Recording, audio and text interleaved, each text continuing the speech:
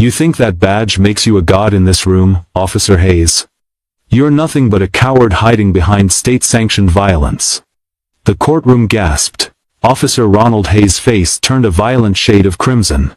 Shut your mouth, you arrogant, he snarled, lunging across the mahogany table. Crack.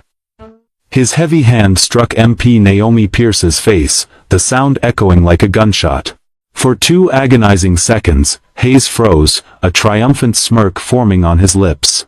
He expected tears. He expected fear. Instead, Naomi slowly turned her head back. Her eyes were utterly dead. And then, she moved. The air inside Courtroom 4 of the Royal Courts of Justice was thick, suffocating, and heavy with the unmistakable stench of a brewing storm. It was a miserable Tuesday in London, the rain lashing aggressively against the towering, Gothic-stained glass windows, casting fractured, melancholic light across the oak-paneled walls. But the real storm was entirely indoors, concentrated in the tense, electrified space between the witness box and the prosecutor's bench. Seated with impeccable, almost intimidating posture was Naomi Pierce, the Member of Parliament for Southwark.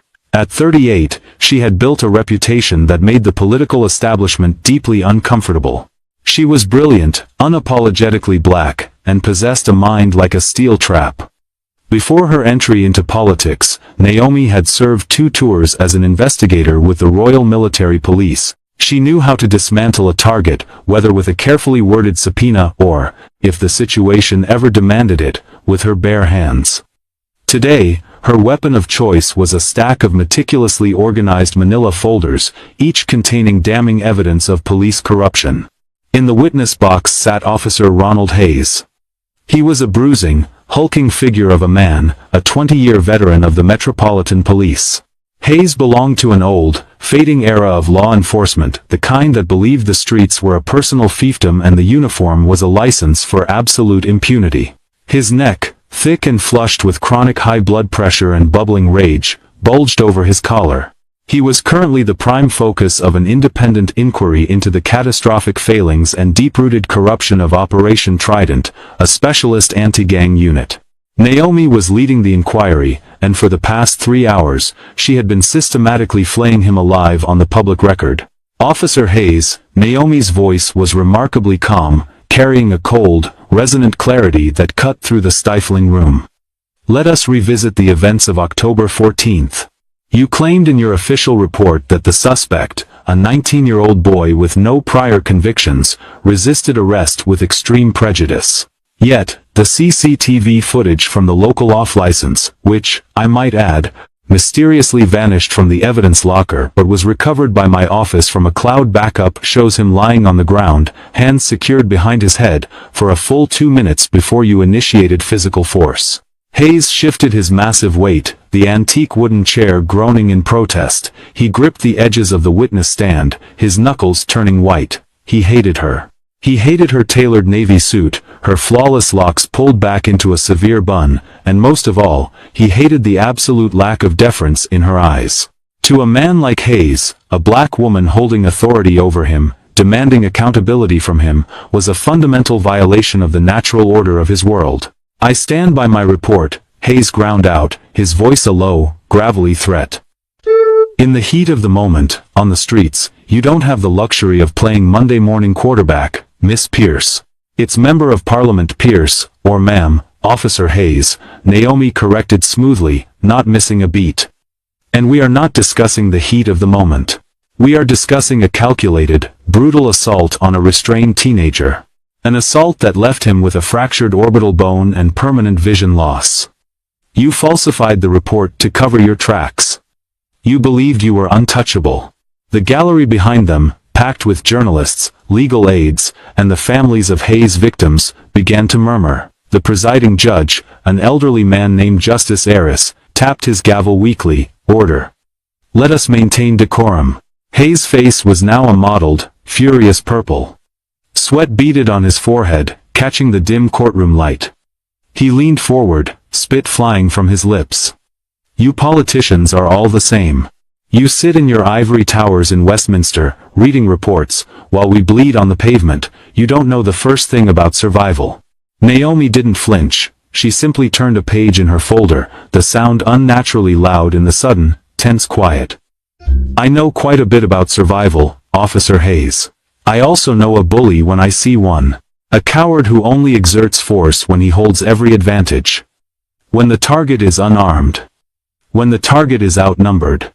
Let's look at Exhibit F, shall we?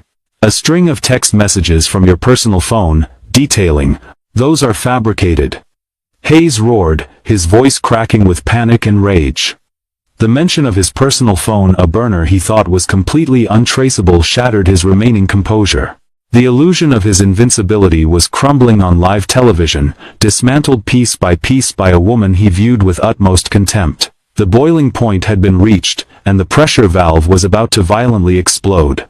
The explosion came without warning, fueled by decades of unchecked ego and a sudden, desperate realization that his career was dying in real time. Hayes couldn't logically argue his way out of the evidence Naomi Pierce was presenting.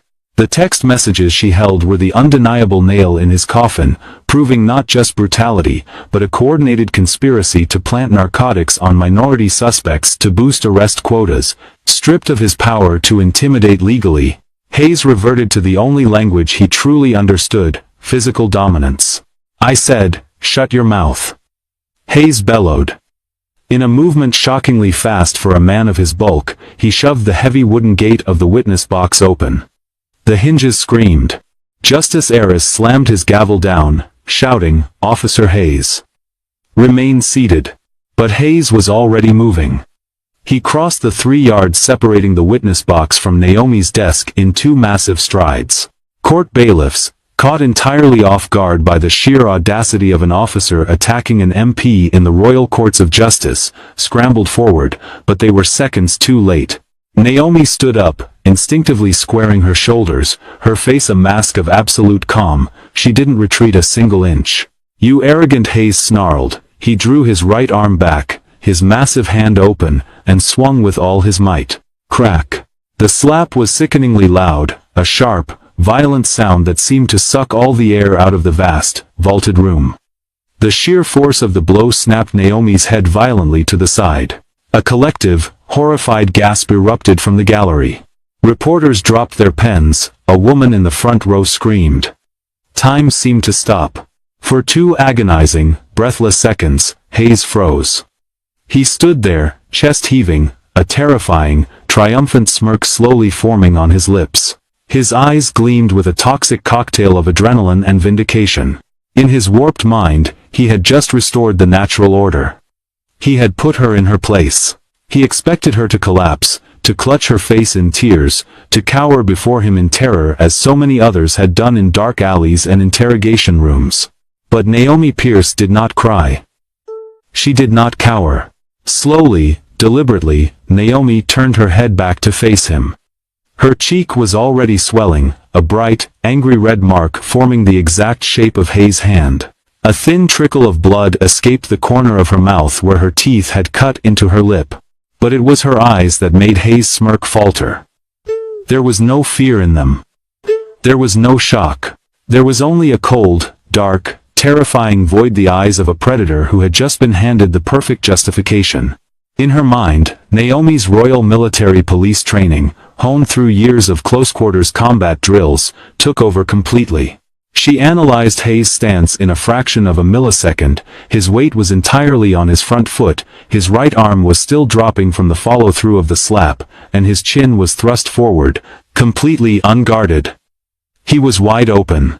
"Big mistake," Naomi whispered, her voice barely carrying over the chaotic din of the courtroom, yet dripping with lethal intent. She didn't wind up. She didn't telegraph her movement. Power generates from the ground up, a lesson drilled into her 1,000 times on the mats.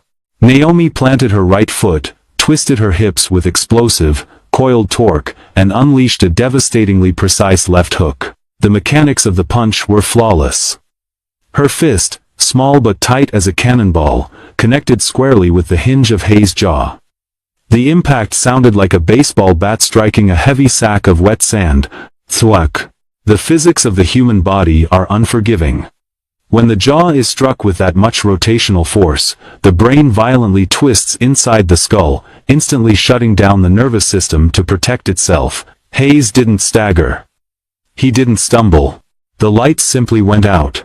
His eyes rolled back into his head, exposing the whites. His knees buckled instantly, turning his massive frame into dead weight. 240 pounds of corrupt muscle plummeted directly downward. His head struck the edge of the mahogany prosecutor's table on the way down with a sickening thud, before he crashed onto the historic, tiled floor of the courtroom. He lay there, limbs splayed awkwardly, completely unconscious, drool already pooling from his slack mouth. The courtroom, which had been in a state of chaotic uproar, was instantly plunged into a deafening, stunned silence. Nobody moved. The bailiffs, who had been rushing to intervene, skidded to a halt, staring wide-eyed at the crumpled giant on the floor. Naomi stood over him. She calmly reached into her breast pocket, pulled out a monogrammed linen handkerchief, and dabbed the blood from the corner of her lip. She looked up at the pale, trembling judge.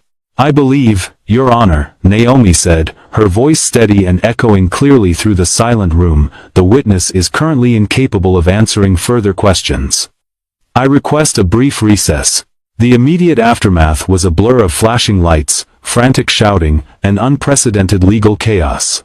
Within minutes, paramedics swarmed courtroom 4, gingerly loading the still unconscious Officer Hayes onto a stretcher, strapping a neck brace around him due to the impact with the table. Outside the Royal Courts of Justice on the Strand, the media circus had mutated into a frenzy. News helicopters hovered like vultures, satellite trucks blocked traffic. The footage of the incident captured by the courtroom's official broadcast cameras had leaked online within 20 minutes and was spreading across global social media like a digital wildfire. Inside Portcullis House, the modern office building housing MPs, opposite the Palace of Westminster, Naomi Pierce's office was functioning like a war room. Her chief of staff, a frantic young man named David, was pacing a hole into the carpet, a phone pressed to each ear. "Yes, she's fine. No, we are not issuing an apology." "Are you out of your mind?" "He hit her first." David yelled into one phone before hanging up and turning to Naomi. "That was the Prime Minister's office. They want to know if you're pressing charges, and they're begging us to de-escalate the rhetoric before the city riots." Naomi sat behind her desk, holding an ice pack wrapped in a towel to her throbbing cheek. She looked remarkably serene for a woman who had just sparked a national crisis. She took a slow sip of her Earl Grey tea. "Tell the Prime Minister I have no intention of de-escalating." Hayes escalated when he assaulted an elected official to stop a corruption inquiry. "Let the fire burn. It will illuminate the rats." Meanwhile, in a private room at St. Thomas's Hospital, Ronald Hayes was waking up. His head felt like it had been split open with an axe. He groaned, the sound morphing into a sharp yelp of pain as his broken jaw protested. Standing at the foot of his bed was Graham Stoker, the head of the Police Federation, the powerful union that had protected bad cops like Hayes for decades. Stoker was a slimy, pragmatic man who saw this disaster not as a failure, but as a PR opportunity. "Easy, Ronnie," Stoker said, his voice slick. "You've got a mild concussion and a fractured mandible. She hit you with a cheap shot. A sucker punch." Hayes blinked, the memories flooding back. The humiliation. The blinding flash of her fist. She knocked me out," he mumbled through wired teeth, his ego bruised far worse than his jaw. "A bloody politician put me on the floor." "No, Ronnie. Listen to me," Stoker said, leaning in closely. "A radical, anti-police extremist violently attacked a decorated officer who was suffering a mental health episode due to the extreme stress of a witch hunt inquiry. That's the angle. We are spinning this. We're going to destroy her. We're filing charges against her for grievous bodily harm. We'll say you tripped and she took advantage of your vulnerable state." Hayes managed a painful, malicious grin. Yeah, that's it. Ruin her, Graham." By 6 p.m., the spin machine was in full effect. Stoker held a press conference outside the hospital. Looking gravely into the cameras, he condemned the savage, unprovoked martial arts assault by MP Pierce against a dedicated public servant. He demanded Naomi's immediate resignation and arrest, framing her as a dangerous vigilante who hated law and order. Right-wing tabloids immediately picked up the narrative, running front-page headlines like "Pierce the Punisher," "MP brutalizes cop." The political establishment, always cowardly in the face of police union pressure, began to distance themselves from Naomi. Talk shows debated whether she had used excessive force in her self-defense. The narrative was shifting, turning the victim into the aggressor, a classic tactic used against those who dared challenge systemic power. Sitting in her office, watching Stoker's press conference on the television, David looked terrified. "Naomi, it's working. They're controlling the narrative. They are going to get you arrested. We need to release a statement expressing regret for the violence." Naomi lowered her ice pack. The swelling made her look fierce, battle-tested. She picked up a secure, encrypted flash drive from her desk and tossed it to David. It landed in his hands with a heavy click. "I don't do regrets, David. And I don't fight PR battles with press releases," Naomi said, a dangerous, predatory smile finally gracing her lips. "I fight them with hard, undeniable data. Book me on BBC Newsnight for tomorrow evening. Live interview, prime time. And send the contents of that drive to our trusted contacts at The Guardian and the BBC. Let Mr. Hayes and his union dig their grave a little deeper before we bury them in it." The tension in the BBC Newsnight studio was palpable. It was Wednesday evening, 24 hours after the slap heard round the world. The nation was glued to their screens. The host, a veteran journalist known for his relentless grilling, sat opposite Naomi Pierce. Naomi wore a sharp, crimson suit. She had refused makeup over her bruised and swollen cheek. She wanted the country to see exactly what Hayes had done. "MP Pierce," the host began, leaning forward. "The Police Federation has officially filed charges against you for grievous bodily harm. They claim Officer Hayes was suffering a panic attack, reached out for balance, and you responded with a highly trained, lethal strike. How do you justify that level of violence?" Naomi looked directly into the camera, her gaze unwavering. "I justify it as the right of any human being to defend themselves from an enraged, 240-pound man launching a physical attack, but let's not play the Federation's games. Ronald Hayes didn't trip, he struck me because I cornered him. I was about to expose the deepest rot within the Metropolitan Police, and he panicked." The host frowned. "You claim you have evidence of this rot. Yet the official police database shows no such records." "Of course it doesn't," Naomi replied smoothly. "Because corrupt officers do not log their crimes on official servers. But they do make mistakes." Naomi reached into her pocket and placed a small, shattered smartphone on the glass table. "This is Officer Hayes' true personal device. A burner phone he believed he destroyed by running it over with his squad car before the inquiry began. What he didn't know is that the memory chip survived." Naomi's eyes locked onto the camera lens, speaking directly to Hayes and Stoker wherever they were watching, "And what he also didn't know is that my team employed top-tier forensic data recovery experts." The host looked stunned. "What is on that phone, MP Pierce?" "Everything," Naomi said, her voice ringing like a bell tolling for the corrupt. Audio recordings of Hayes explicitly coordinating with local gang leaders to distribute seized narcotics, text messages instructing junior officers to turn off their body cameras before raiding the homes of innocent immigrant families. And, most chillingly, a recorded phone call between Hayes and Graham Stoker, head of the Police Federation, discussing how to permanently silence a whistleblower within their own ranks. The studio fell dead silent. The live broadcast feed was beaming this unmitigated disaster directly into millions of homes. Naomi wasn't finished. This was the twist she had been holding on to, the ace up her sleeve. Furthermore, she continued, her tone turning to ice, "I anticipated Hayes would attempt to spin the narrative of the assault in the courtroom. Which is why, prior to the hearing, I requested and received authorization from the highest levels of MI5 for a covert surveillance measure, given the suspected level of organized crime infiltration in Operation Trident." The host swallowed hard. "A covert measure?" "Yes," Naomi said calmly. The courtroom cameras caught the wide angle, but the microphone in the lapel of my suit, which was actively recording and transmitting to a secure government server, caught the audio of him whispering, "I'm going to break your neck, you black," just a fraction of a second before he struck me. She leaned back, resting her hands on the table. He wasn't having a panic attack. It was a racially motivated, premeditated assault intended to intimidate a government official. The audio files, the phone data, and the evidence of the Federation's complicity have already been handed over to the Director of Public Prosecutions and the Independent Office for Police Conduct. Across London, in a lavish hotel room, Graham Stoker watched the broadcast, the color draining from his face until he looked like a corpse. His phone began to ring incessantly. The media, the government, the furious public. It was over. The spin had failed. In his hospital bed, Hayes watched the same broadcast. The smug confidence that had buoyed him for decades evaporated in an instant, replaced by a cold, hollow terror. He realized, with crushing clarity, that Naomi Pierce hadn't just knocked him out physically. She had lured him into a trap of his own arrogance, let him strike the match, and then handed him the dynamite.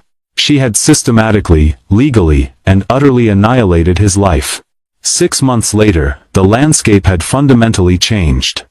The fallout from Naomi's BBC interview had been catastrophic for the corrupt elements of the Metropolitan Police. Operation Trident was entirely disbanded.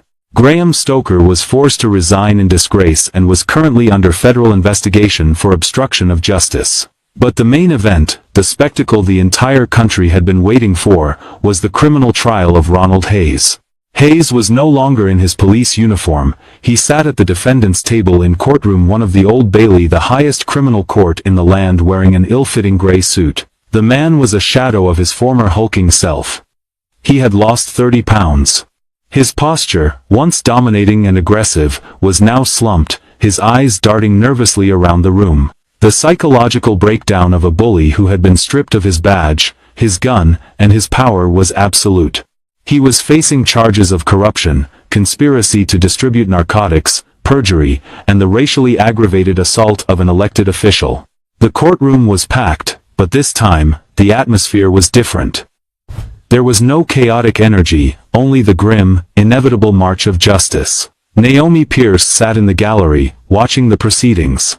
Her presence alone seemed to radiate a gravitational pull that kept Hayes terrified. The prosecution's case was a masterclass in legal dismantling. They played the audio recordings from Hayes' recovered burner phone.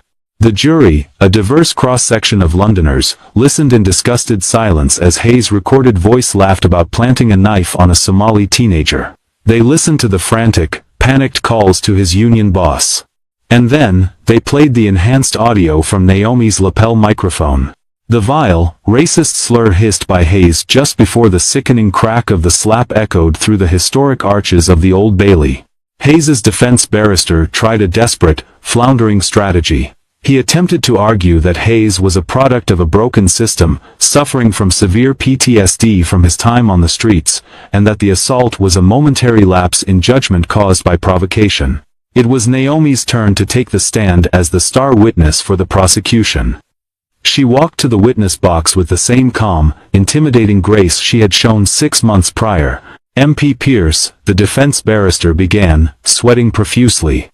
"You are a trained combatant. Is it not true you deliberately provoked my client, knowing you could physically overcome him, in order to create a public spectacle?" Naomi looked at the barrister, her expression pitying. "I presented documentary evidence of his crimes. If facing the truth of his own actions is what provoked him, then yes, I provoked him. As for creating a spectacle, I simply allowed the public to see the monster that had been hiding in their uniform." "But the punch," the barrister pressed, grasping at straws.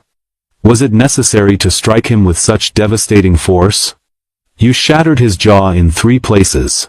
"I used the exact amount of force necessary to neutralize an immediate, violent threat to my person," Naomi replied, her voice cold and absolute. "He is a man twice my size who had already struck me and threatened my life. I neutralized the threat. The fact that his jaw was fragile is a medical issue, not a legal one." A few people in the gallery stifled laughs. Even the judge hid a small smile behind his hand. The defense rested shortly after, defeated. When Hayes was asked to take the stand in his own defense, he refused. The man who had spent 20 years shouting down suspects, coercing confessions, and bullying the weak, found that he had absolutely nothing to say when faced with undeniable truth and a jury of his peers. He sat in silence, staring at the floor, finally understanding what it felt like to be entirely helpless. The jury took less than 2 hours to deliberate. It was one of the fastest verdicts for a case of this magnitude in the Old Bailey's history. Guilty on all counts. The day of sentencing was cold and overcast, a fitting backdrop for the final act of Ronald Hayes' downfall. Justice Aris, the same judge who had witnessed the slap in the civil inquiry, had recused himself, and the case was handed to the formidable Judge Beatrice Vance, known for her zero-tolerance policy on police corruption. Ronald Hayes, Judge Vance's voice rang out, sharp as a guillotine blade. Stand up. Hayes stood on trembling legs. He clutched the wooden railing of the dock to keep from collapsing. For 2 decades, you were entrusted with the power of the state. You were given a badge and a mandate to protect the vulnerable, Judge Vance read from her prepared statement, her eyes blazing with contempt. Instead, you operated as a predator. You targeted the marginalized. You falsified evidence, ruined innocent lives, and enriched yourself while hiding behind a thin blue line that you yourself painted with corruption. Hayes squeezed his eyes shut, a tear leaking out. It wasn't a tear of remorse, it was a tear of pure self-pity. Your assault on MP Pierce was not an aberration, it was the final, desperate act of a tyrant realizing his reign was over. You struck a woman, a person of color, and a representative of the democratic process, believing your uniform granted you immunity from the laws of physics and the laws of men. You were violently disabused of that notion. Naomi watched from the front row. She felt no joy, only a profound sense of necessary closure. For the charges of conspiracy, corruption, perjury, and racially aggravated assault, Judge Vance declared, her gavel raised high, I sentence you to 22 years without the possibility of parole. You are stripped of your pension, your honors, and your title. The gavel slammed down. Bang! It sounded like a cell door slamming shut. Hayes let out a pathetic, choked sob as the court policemen who used to call him brother stepped forward to place him in handcuffs. They were not gentle. They hauled him away, out of the light of the courtroom and into the dark bowels of the justice system.